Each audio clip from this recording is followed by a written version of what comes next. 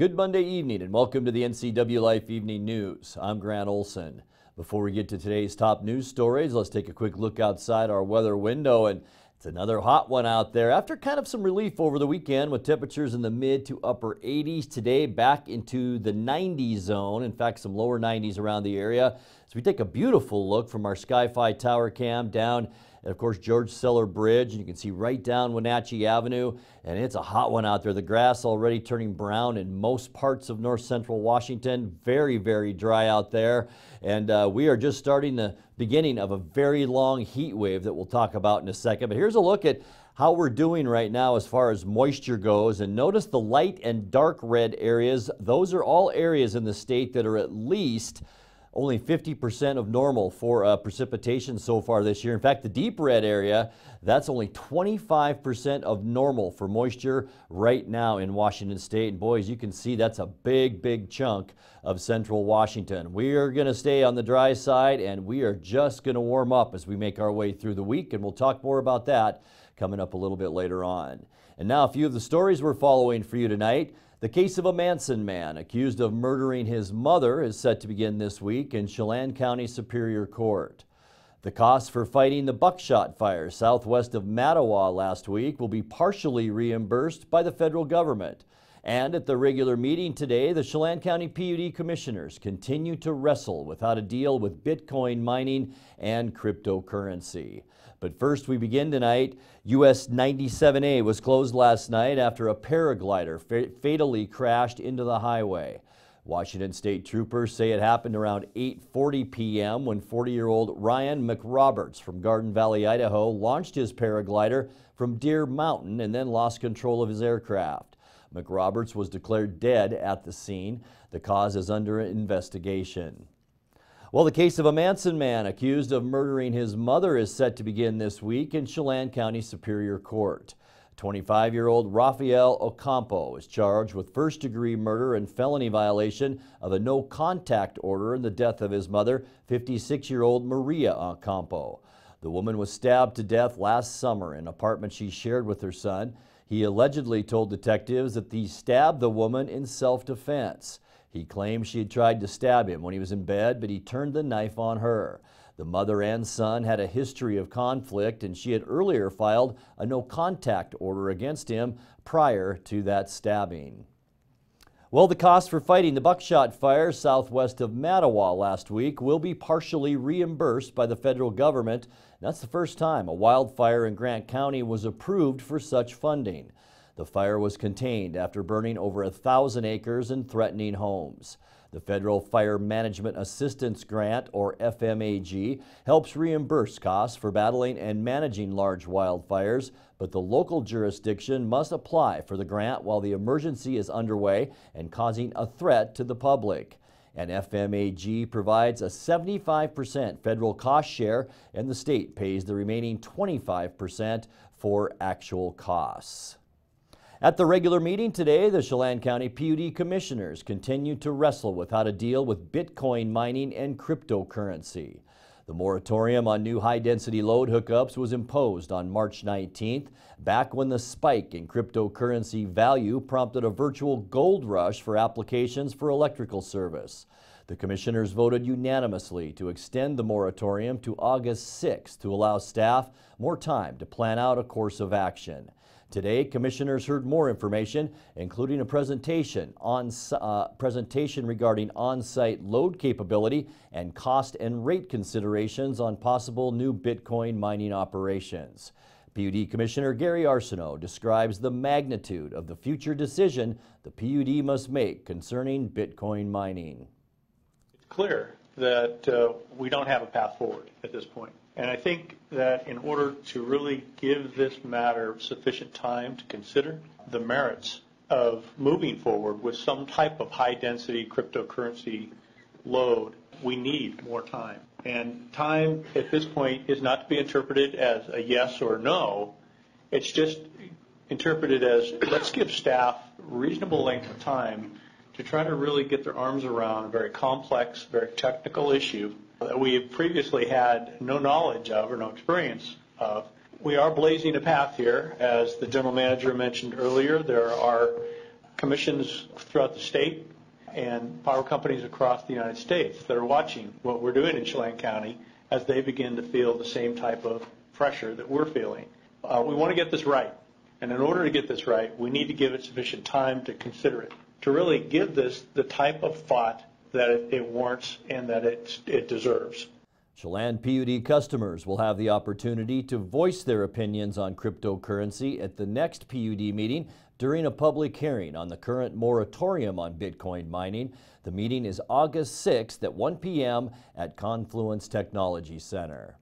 Coming up next, development plans for expanded housing, hotels, and recreational activities in Leavenworth are moving forward despite a local group's efforts.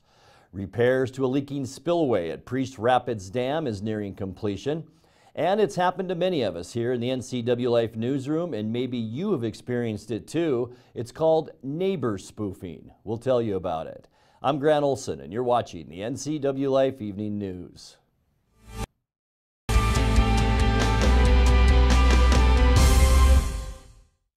Eastern Washington.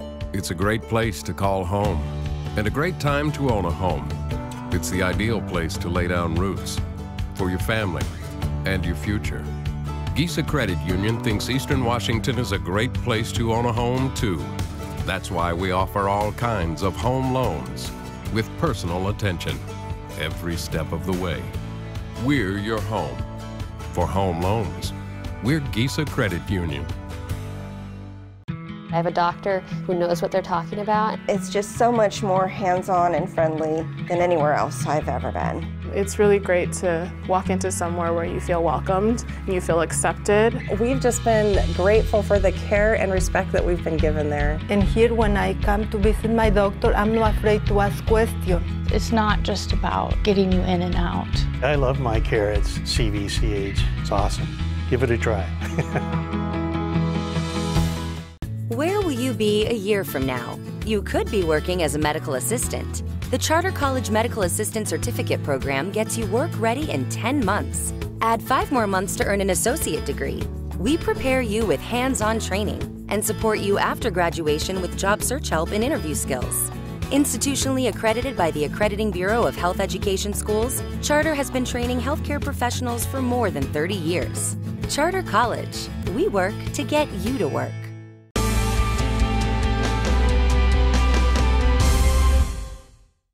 Welcome back. In another news, development plans for expanded housing, hotels, and recreational activities in Leavenworth are moving forward despite a local group's efforts. Friends of Leavenworth is petitioning the city of Leavenworth to slow down growth in the Bavarian village until proper plans for traffic and safety mitigations are in place.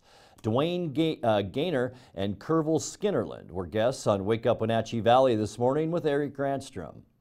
The important thing is we need to make sure that, like in the Riverbend Drive and Highway 2, if you build out that whole section of homes and condos and all that, it is going to be, that's the sort of stuff that we're asking the city to address. We can't always address Highway 2, but we can say we can't just have density continuing to go higher and higher when these vehicles, now it creates a safety issue. Can emergency vehicles get in? Riverbend, where are we talking about in the town of Leavenworth? So Riverbend Drive is the road that comes off of Highway 2 by Safeway. Okay. Everybody knows that it's a Safeway area. Right. So there's about 27 acres or 30 acres somewhere behind that there's a plan for future condos, Marriott hotel chain potentially, and the 200-unit apartment complex.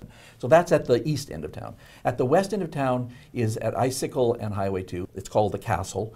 It's a big rock of about 12 acres, and that's where they're looking at putting in an adventure park. So potential traffic issues there and traffic issues growing at Riverbend. So tell me about the adventure park.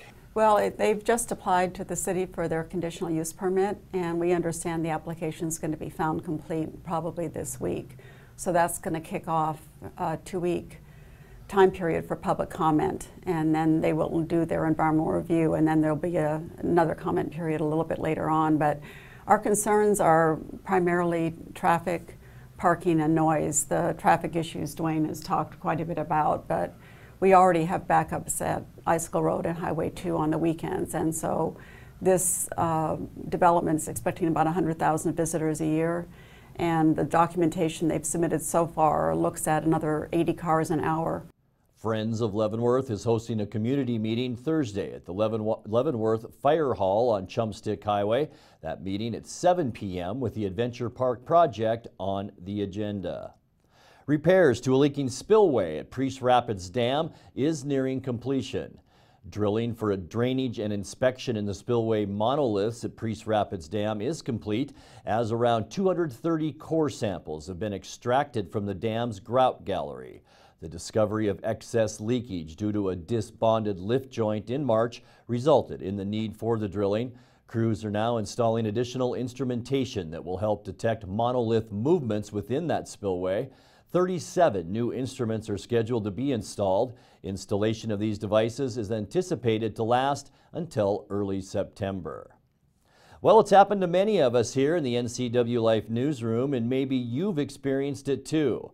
FCC Chairman Ajit Pai talks about neighbor spoofing scams, where thieves manipulate caller ID information in ways that make calls appear to have been placed locally. Neighbor spoofing is used by scammers to get you to pick up your phone and to potentially steal your money or personal information. Spoofing happens when the calls you get appear to be local. The number used to call you might have your same area code and local exchange, but in reality the call comes from somewhere else. Once you're tricked into answering the phone, you can become a bigger target for more robocalls.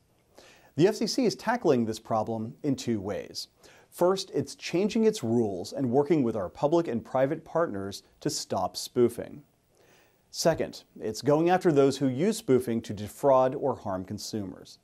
That's why we have fined a Miami-based telemarketer $120 million for violating laws against spoofing.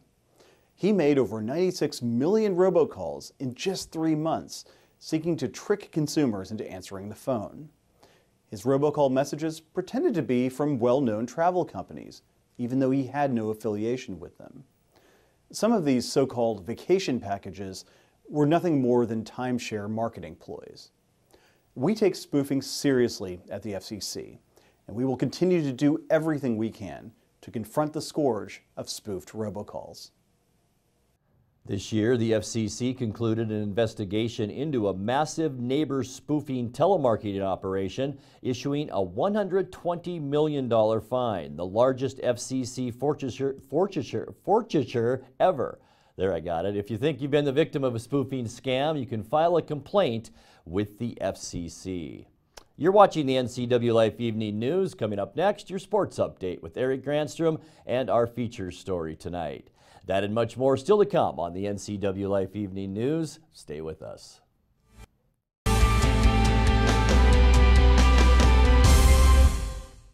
It's a free walk-in job search assistance center. It is designed to help job seekers with the tools that they need to find a job. We have partnered with libraries in 5 other cities, providing the same types of services that we offer here, just there. Just walk in, we have laptops, and we can help you with resume, cover letter. All of our services are paid for by the revenues earned in our store. Goodwill is just a tool that the community is using to help their neighbors find a job.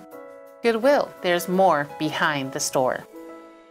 Vominos junk haulers, big or small, they haul it all. Vominos junk haulers are experienced at hauling junk from your household items to yard and construction debris. That old hot tub and eyesore, Vominos, will make it Vominos. Recycling is a priority to Vominos junk haulers. They'll haul away your old appliances and electronics. And for the do-it-yourselfers, Vominos Junk Haulers also rents trucks and trailers. Call Vominos Junk Haulers and Moving Service today to schedule your free estimate. Hi, Tom from Alpine Air Heating and Cooling. When you think of Alpine Air in Wenatchee, think of professional, friendly customer service for all your heating and cooling needs. Alpine Air partners with Carrier, manufacturers of some of the best heating and air conditioning equipment available today. Turn to the experts at Carrier and Alpine Air.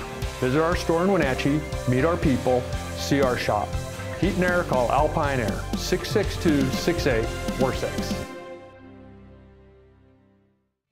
And now it's a sports update on the Ncwlife channel. And a good Monday to you. Sam Wong was strong on the mound and Connor McCord helped on the plate as the Wenatchee Apple Sox topped the Yakima Valley Pippins. And West Coast League Baseball Sunday, 8-1 the final. Wong improved to 3-0, allowing 1 run on 4 hits with 3 strikeouts.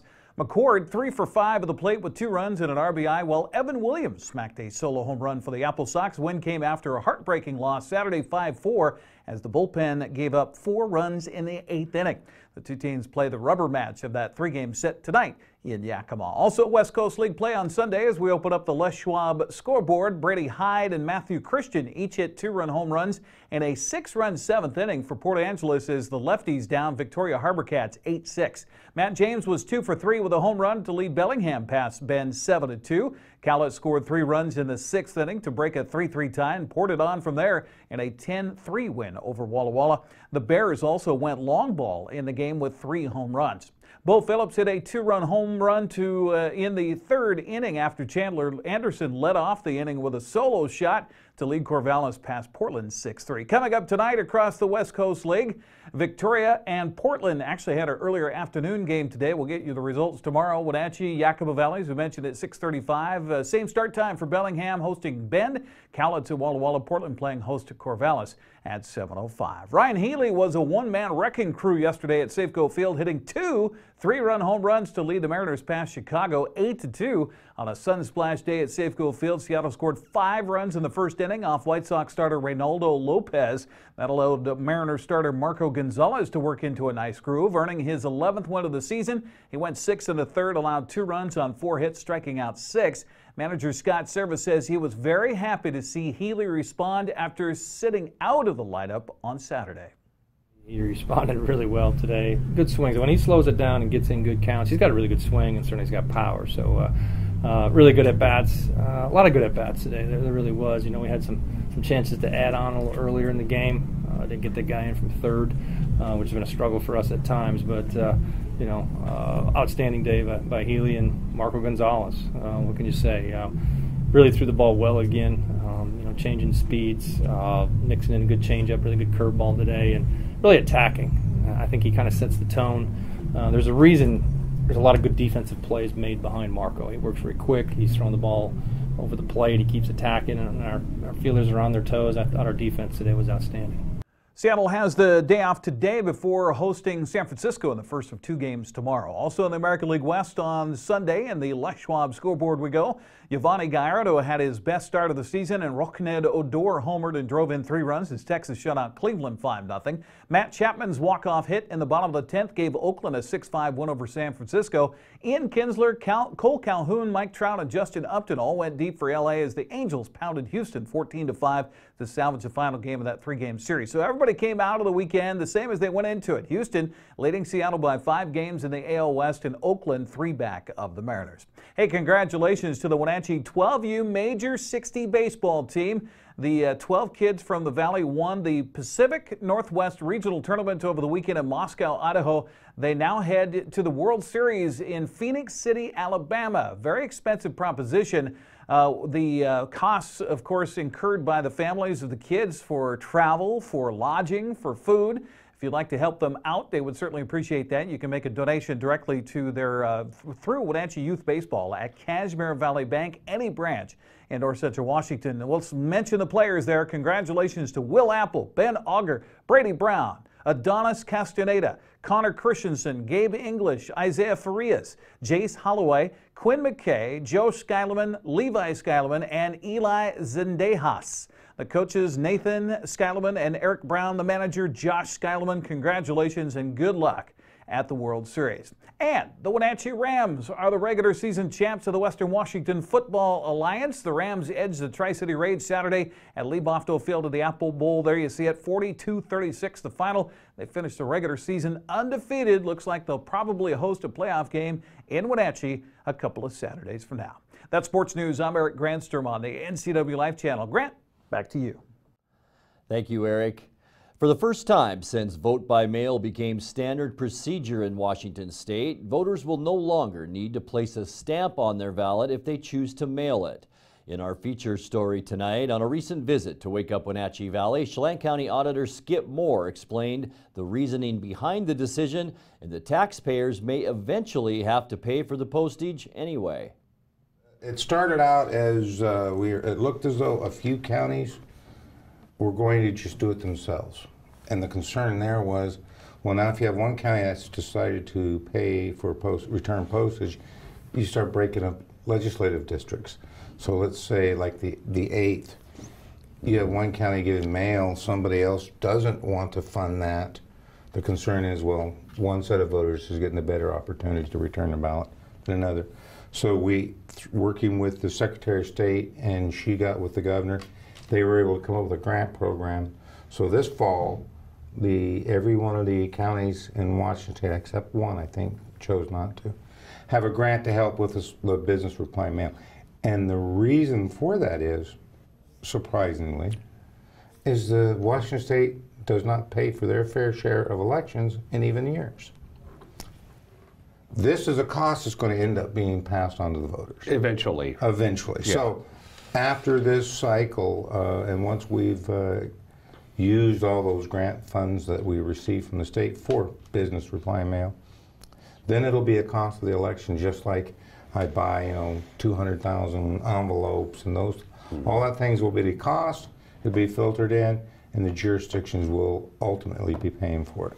So at least we get some break. The state wants us to do the business reply mail, so they gave us the grants. However, it's a one-time only. It's for the primary and for the general for this year only. And then next year, And 2 years from now, hopefully by then we'll convince the legislature the state should be paying their fair share all the time.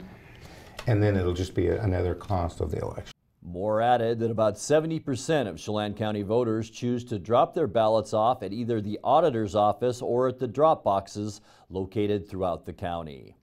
We'll be back with more news and your complete local weather forecast right after this. Stay with us.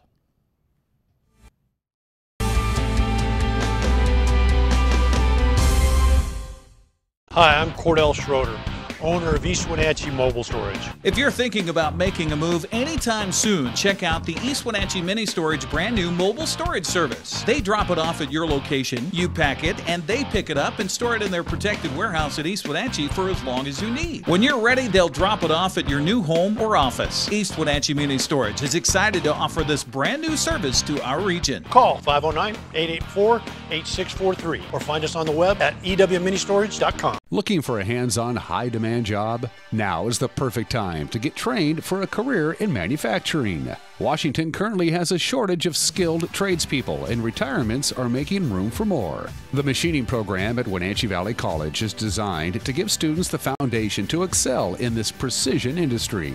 Don't wait, there are only 15 spots left. A 2-year degree and a 1-year certificate are available. Learn more at wvc.edu/machining. Lake Chelan Mailboxes is a small place with a lot to offer. Job one is shipping and receiving from A to Z. They pack it, they label it, they ship it. But did you know we also offer notary service, online computer access, legal forms, copies, greeting cards, and of course, mailboxes. Chelan Mailboxes, everything you need in one small package.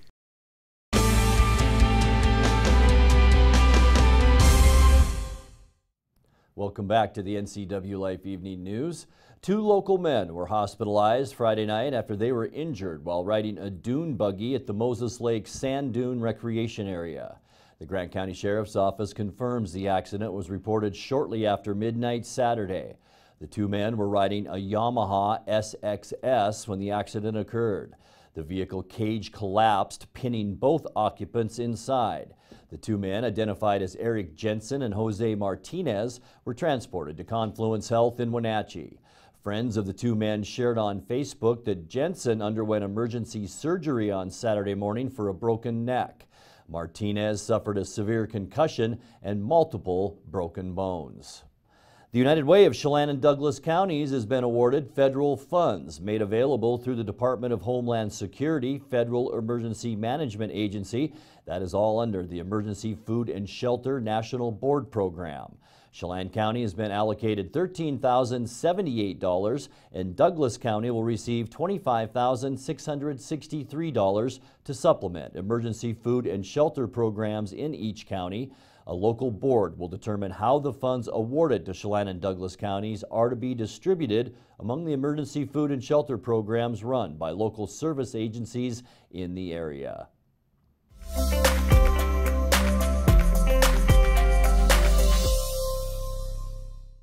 Time now for a check of your North Central Washington weather forecast. And before we get to those details, let's take another beautiful look outside our weather window late this afternoon. And once again, beautiful shot from our Sky-Fi tower cam looking at both sides of the river. And I love that shot. You can see down the avenue into Wenatchee there and George Seller Bridge in the middle of your screen. And it was a hot one today. Temperatures into the 90s after kind of a break from the heat over the weekend. Today, the start of at least a 7 to 10 day heat wave that we will be seeing here in North Central Washington. Here's our situation, 4 o'clock this afternoon. Don't have to tell you it was hot, but notice how our map darkens up through as we make our way through this work week. Another darker shade of orange and red for Tuesday as we will climb probably into the mid-90s for Tuesday. Even warmer than that as we go into Wednesday. It looks like the coolest place will be over east. Maybe take a trip to Glacier Park or Yellowstone Park to our east in Montana. Temperatures there in the 60s and 70s. Wednesday, middle to upper 90s here back in North Central Washington. Thursday, even hotter than that, especially down in the Tri-Cities area where Kennewick, Pasco, Richland could see temperatures in the low 100s, Walla Walla as well. Friday, more of the same. In fact, here in Wenatchee, the weather forecast updated the temperatures a little bit late today. 101 possibly for Friday. As we get into Saturday, warmer than that, and we will stay in the century mark right through our upcoming weekend. So let's take a look now at your quick lube and tune forecast, and we'll see a low tonight. Yeah, it's going to be not warm overnight lows. 69 degrees overnight tonight, 97 for Tuesday, 98 Wednesday, sunny and hot, lows in the 70s beginning on Wednesday, 97 and 98 once again for Friday and Saturday. But as I mentioned, I think those temperatures will be changed a little bit tomorrow when I talk to you for the Ncwlife Evening News. I think Friday, Saturday, and Sunday will all 3 days be in the 100-degree area. So stay cool out there with lows in the lower 70s.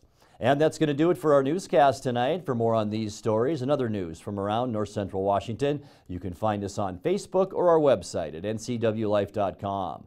And remember, if you see news happening, we'd like to hear from you. You can send us an email at news@ncwlife.com or give us a call at 888-NCWL. That's 888-6295. Also, keep it right here on the NCW Life channel tomorrow morning for Wake Up Wenatchee Valley with your guest host Eric Granstrom and News with Steve Hare. Thanks for joining us and have a great night.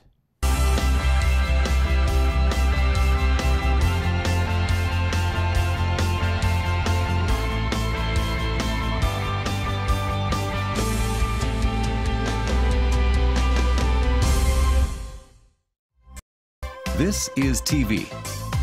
This is TV Set Free. TV everywhere from Localtel sets you free to watch what you want, where you want. Catch your favorite networks, including live TV, ready to watch on any web-connected device for no extra charge. That's TV Set Free. Enjoy the extra value Localtel delivers with TV everywhere. Visit localtel.net and sign up today.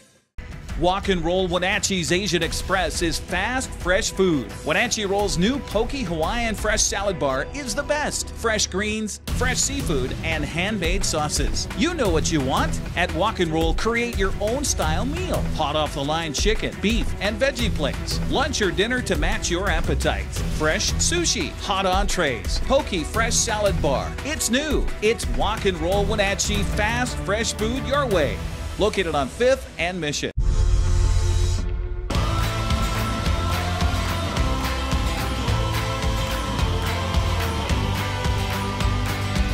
The all-new Yamaha Wolverine X4 offers 4 times the proven off-road capability, 4 times the comfort, and 4 times the confidence to deliver 4 times the excitement on your next outdoor adventure.